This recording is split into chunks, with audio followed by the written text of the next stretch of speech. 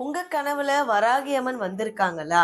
அப்படி வந்தா அதுக்கு என்ன அர்த்தம்னு தெரிஞ்சுக்கணுமா? சில நேரங்கள்ல ஒரு தாய் தன் பிள்ளையை காப்பாற்ற வருவது போல வராகி அம்மா நம்ம கனவில் வரலாம். அவள் தோன்றும் அந்த நொடி நம்ம வாழ்க்கையில புதிய பாதையை திறக்கும் தருணம். நீங்களும் அப்படிப்பட்ட கனவு கண்டிருந்தீங்கன்னா அது உங்க வாழ்க்கையில ஒரு நல்ல மாற்றம் வரப்போகுது என்பதற்கான அறிகுறி.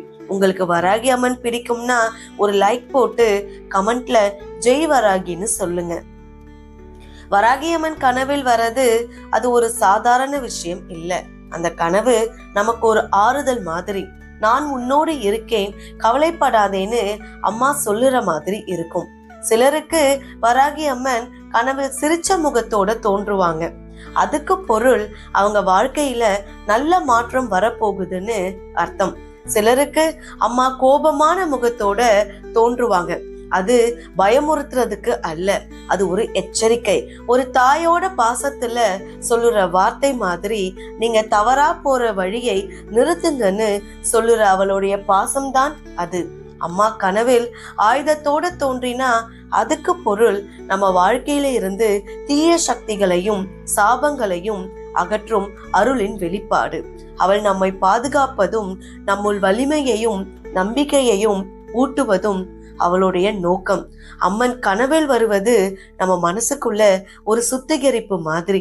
அவள் நம்ம துக்கத்தையும் பயத்தையும் மனசோர்வையும் சாபங்களையும் எடுத்துக்கொண்டு அதை வலிமையாக்குறாங்க.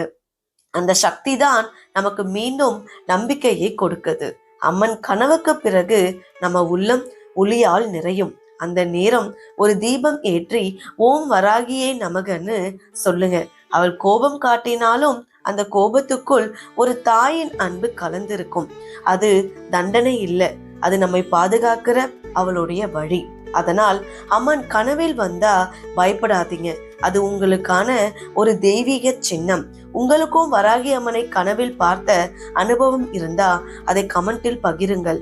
அம்மன் அருள் எல்லோருக்கும் எப்போதும் கிடைக்கட்டும். ஜெய் வராகி.